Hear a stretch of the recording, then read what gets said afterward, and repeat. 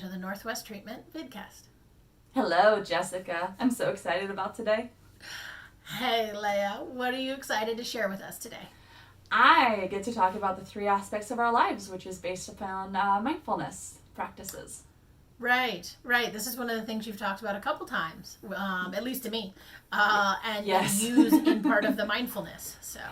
Yeah, and actually I'm super, I love this, the 3 aspects of our lives, because it looks like a triangle, right? And I'm a big believer that in order for your life to be stable, you need to have a triangle. Like, you can't have a stool with 2 legs. You can have one with 4 legs, but you need 3 at least, right? So that whole thing. The minimum to have balance. We all need balance. Exactly. And I also like the triangle, because I'm a geek that way. But yeah. So what are the 3 aspects themselves? So the 3 aspects we're going to talk about is the mental aspect of things, the physical aspects, and your emotional part. And this is based upon, like we were saying, on the mindfulness perspective of things. And the definition of mindfulness, in case you don't know what it is to pay attention in the present moment on purpose without judgment. And this is me paraphrasing Jon Kabat-Zinn, who is one of the founding fathers of modern mindfulness, what we would consider to be mindfulness. Right. And so the 3 things that we always ask people to pay attention when I'm teaching mindfulness is going to be those 3 things. The mental things, which are your thoughts; physical, which is just how is your body feeling in this moment; mm-hmm. and your emotional, which is what emotion is coming up for you as we're doing this. And this can be your practice, this can be your therapy, this can be group, it can even be walking or breathing. Sure. And so the thoughts are, what is your head telling you? And for a lot of us, this can be really difficult to pay attention to. It's also new.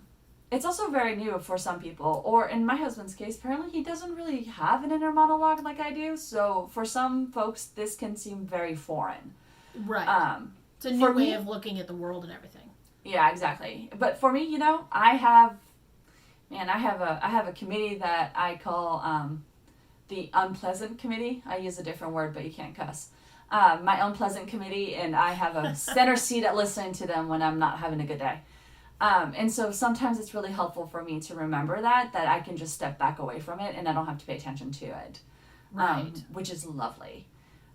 It's also helpful for us to just take a minute and pause, especially when we go super fast. So obviously in the videos, I don't know if you guys have noticed, but I have 2 speeds. I have super slow and then super fast. And I also see a lot. But that's because I'm French, and we all say that in France.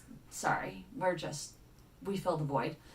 And it's really interesting for me, actually, when I start doing mindfulness, especially in this practice when it comes to paying attention to my rhythm and paying attention to my thoughts and my physical sensations, because it allows me to make sure I take a breath.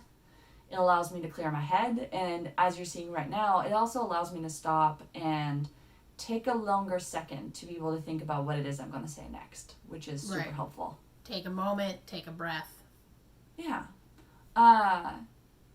And I don't know about you guys, but at least for me, I have definitely been confused by my body before.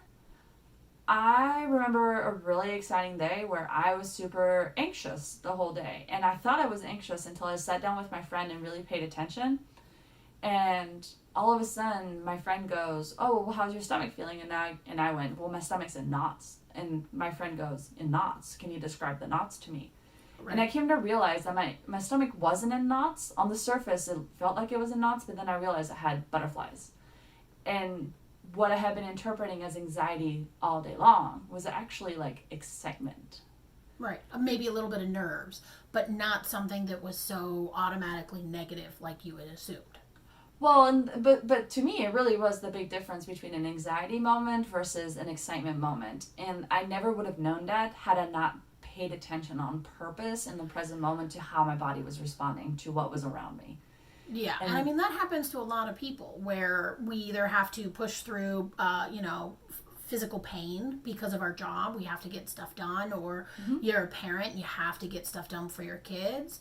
It's really hard and difficult, and sometimes we're not used to listening to our body anymore. Right. And I mean, like, that's something I definitely identify with 2 little children under the age of 6. For sure. Like, I get that.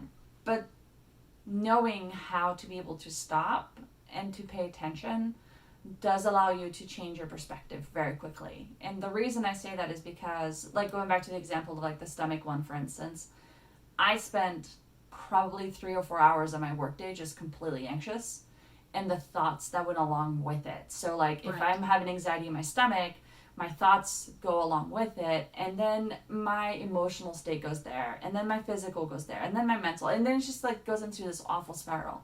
Yeah. But when I was able to step back and actually pay attention to my physical sensation, which for me tends to be the easiest one to pay attention to first, I was able to step back and go, oh, I'm excited. And like my face changed, the rest of my day, I still wasn't able to focus, let's be honest. It was excitement at that point. But my attitude completely changed, and the way I viewed the world completely changed. Right. And so it's very important for us to actually know how to pay attention to ourselves. And again, you don't have to change anything about it. Like if you want to sit with the anxiety, sit with it for sure. Have at it.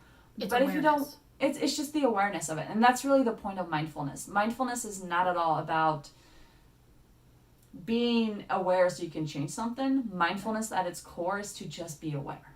Without judgment. Right. If there's a change, that's something it's a different step.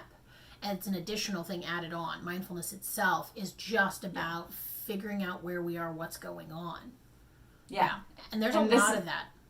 And it's super uncomfortable. When I first teach people this, I make them sit in meditation, and I sit with you. And I haven't done it myself. It is super uncomfortable because you want to change how you feel, especially when you don't feel good. And mindfulness is just about breathing and being aware. And it can be frustrating. Right. Humans do not like to be uncomfortable or awkward or deal with, chaos or pain. Yeah. So usually we don't want to acknowledge it. We want to push through it, which does nothing other than let it like trail behind us, getting bigger and bigger until we deal with it. Exactly.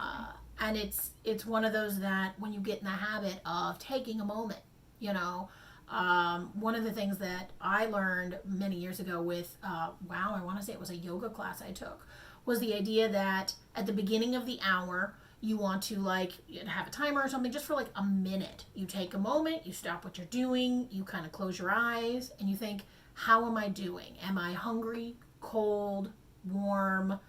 Do I need a snack? Do I need a hug? Do I need to walk around?